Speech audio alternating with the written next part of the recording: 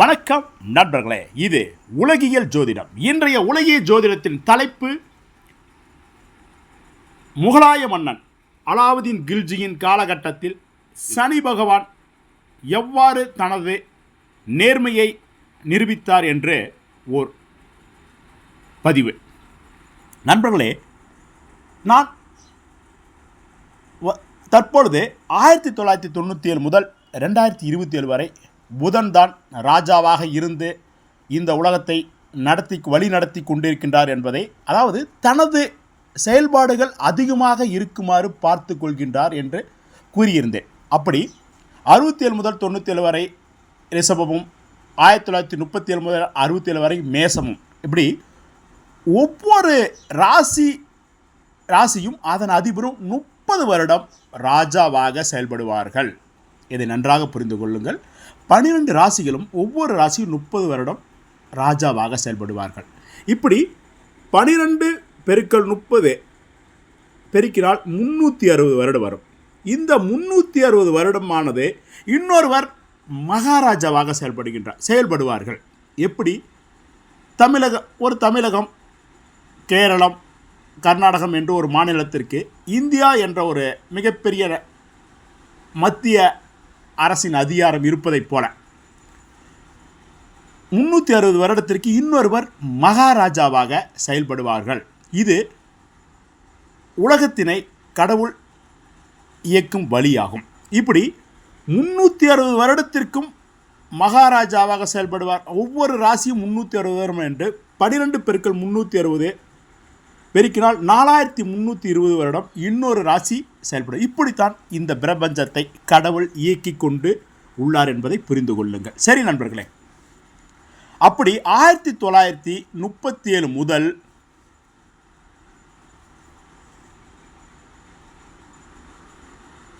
2297 வருடம், அதாவது 1937 360 வருடத்தை கூட்டுங்கள், 2297 வரும்.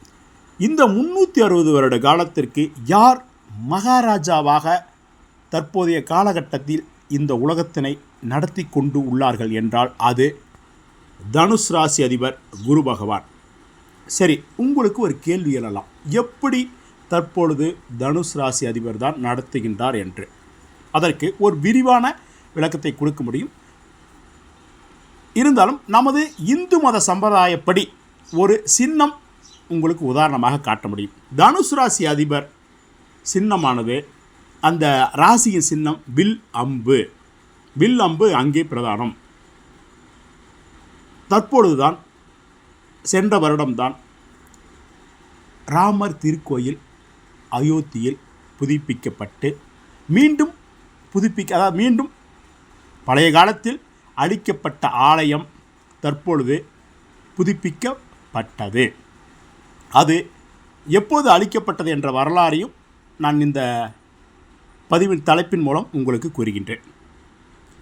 சரி, சென்ற 1937 வருடம் முதல் பின்னோக்கி ஒரு 360 வருடத்தை கழித்து பார்த்தால் 1577 வருடம் வரும். இந்த 1577 முதல் 1937 வரை 360 வருடம் விருச்சகம் ராசி அதிபர் செவ்வாய் மகாராஜாவாக இருந்தார். இதில் முதல் 180 வருடம் விருச்சக ராசியின் பலனையும், அடுத்து 180 வருடம் மேசம் ராசியின் பலனையும் செவ்வாய் பகவான் கொடுத்து இந்த உலகத்தை நடத்துகிறார். அந்த காலகட்டத்தில் பாருங்கள், கடுமையான போர், எண்ணற்ற போர்கள், காலபுருஷனின் 8ஆம் வீடு என்பதனால் மனிதர்கள் பட்ட துன்பத்திற்கு அளவே இல்லை. இங்கே சந்திரன் நீசம் என்பதால் கடந்த 360 வருடத்திற்கு யாருக்குமே நிலையான உணவு இல்லை. தற்போதைய காலகட்டத்தில் பாருங்கள், நாம் ஒரு நல்ல நிலைத்த ஒரு வாழ்வினை வாழ்கின்றோம். ஆனால் சென்ற 360 வருட காலம், அதாவது 1937 முதல் 1577 வரையிலான பின்னோக்கிய 360 வருட காலம் மிகவும் கடுமையான காலகட்டம். அடுத்து 1577 முதல் 1217 வரையிலான அந்த 360 வருட காலத்தை சுக்கிராச்சாரியார், துலாம் ராசி அதிபர் சுக்கிராச்சாரியார் ஆட்சி செய்தார். அந்த காலகட்டத்தில் என்ன நடந்தது என்றால், பாருங்கள் நண்பர்களே, இந்த காலகட்டத்தில் தான் சரியாக 1296 முதல் 316 வருடம் 1316வது வருடம் இந்தியாவினை முகலாய மன்னன் அலாவுதீன் கில்ஜி ஆட்சி செய்த கொடுமையான காலகட்டத்தில் சனியின் ஆதிக்கம் பெற்ற ஒரு வரலாற்று சம்பவத்தை கூறுகின்றேன். இந்த துலாம் வீடானது எடைத்தராசு எங்கு இருக்கும்? வியாபாரிகளிடம் இருக்கும். ஒரு பக்கம் பொருள், மறுபக்கம் பொருளுக்கு உண்டான எடை அளவு இரும்பு கற்களாக இருக்கும். சனியின் ஆதிக்கம் பெற்ற இரும்பு பொருட்களாக இருக்கும். இந்த அலாவுதீன் கில்ஜியை பற்றி சொன்னால் எண்ணற்ற விஷயங்களை சொல்லலாம். ஆனால் இந்த 360 வருட காலம் துலாம் ராசியின் அதிபர் சுக்கராச்சாரியார் தான் நடத்தினார் என்பதற்கு மிகவும் வலுவான ஒரு சாட்சியத்தை நான் இங்கே முன்வைக்க விரும்புகின்றேன். அது என்னவென்றால், இந்த அலாவுதீன் கில்ஜி என்ன செய்வார் என்றால், அவரிடம் எண்ணற்ற கொடுமையான விஷயங்கள் நிறைய இருந்தாலும் அதை தள்ளிவிட்டு இதை மட்டும் புரிந்து கொள்ளுங்கள். ஒரு வியாபாரியிடம் ஒரு ஏழை சிறுவனை அனுப்புவார். அந்த சிறுவன் ஏதாவது ஒரு பொருள், அரிசியோ பருப்போ ஏதாவது ஒரு பொருளை வாங்கி வர சொல்வார். அப்பொழுது அந்த காலத்தில் வியாபாரிகள் அதன் எடையை ஒருவேளை குறைத்து கொடுத்தால், சரியாக கொடுத்தால் மன்னித்து விடுவார். அதை மன்னித்து விட மாட்டார். சரியாக கொடுத்தால் விட்டு விடுவார். ஒருவேளை 5 கிலோ அரிசி வாங்கி வர சொல்லி அனுப்புவாராம். ஏதாவது ஒரு பொருள், அதில் ஏதாவது ஒரு 50 கிராம், 100 கிராம், 200 கிராம் என்று குறைவாக இருந்தால் எவ்வளவு எடை குறையுமோ அந்த அளவிற்கு அந்த வியாபாரியின் உடலில் இருந்து கரியை அறுத்து எடுத்து விடுவாராம். இதை ஏன் நான் உங்களுக்கு கூறுகின்றேன் என்றால், இந்த துலாம் ராசியில்தான் சுவாதி 1, 2, 3, 4 பாதங்களில் சனி உச்சம் பெறுகின்ற ராசி. சனி பகவான் மிகவும் வலிமையாக இருக்கின்ற ராசி. அதுவும் குறிப்பாக எடைத்தராசு. வியாபாரிகள் சனி உச்சம் என்ற தன்மையை சூரியனை ஆள்கின்ற சூரிய பகவான் நீசம் என்பது கடுமையான தண்டனையை அப்பொழுது சனி அலாவுதீன் கில்ஜியின் வழியாக கொடுத்திருக்கின்றார். இது அதையும் தாண்டி துலாம் ராசி என்பது காமம் ராசி. அலாவுதீன் கில்ஜியின் வரலாற்று கதைகளை படித்தாலே தெரியும். அவன் ஒரு காம களியாட்டத்தில் மிகுந்த மக்களை வேதனைக்கு உள்ளாக்கியவர் என்று. அந்த காலகட்டத்தில் தான்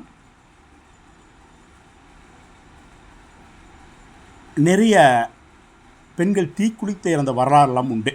சரி, இப்பொழுது நான் ஏன் இந்த பதிவினை மீண்டும் கூறுகின்றால், இந்த காலகட்டத்தில் தான் இந்த உலகியல் ஜோதிடத்தில் இந்த ராசி அதன் தன்மையில் தான் இந்த உலகம் இயங்கியது என்பதை இதன் மூலம் நான் உறுதிப்படுத்த விரும்புகின்றேன். இப்படி மேலும் நீங்கள் 1217 முதல் இன்னும் 360 வருட பின்னோக்கி சென்றால் கன்னி ராசி. அந்த காலகட்டத்தில் தான் நம்மளது தஞ்சாவூர் கோபுரம், தஞ்சை கோயில் கட்டப்பட்டது. இந்த காலகட்டத்தில் தான் கரிகாலன்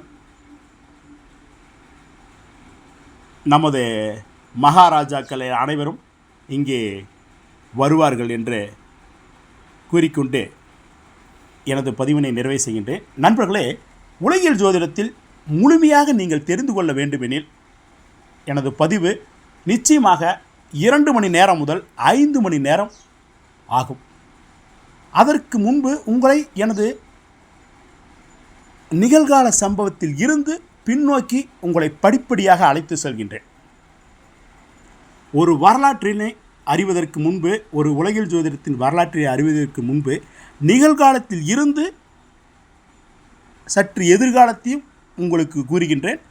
பின்னோக்கி நடந்த காலகட்டத்தையும் கூறுகின்றேன். அதற்கு உண்டான சரியான தகவல்களையும் ராசியின் காரகத்துவம் மூலமாகவும் ராசி அதிபரின் குணங்களின் மூலமாகவும் உங்களுக்கு நான் தெரிவிக்க விரும்புகின்றேன் என்று கூறிக்கொண்டு எனது இந்த பதிவினை முடிக்கின்றேன்.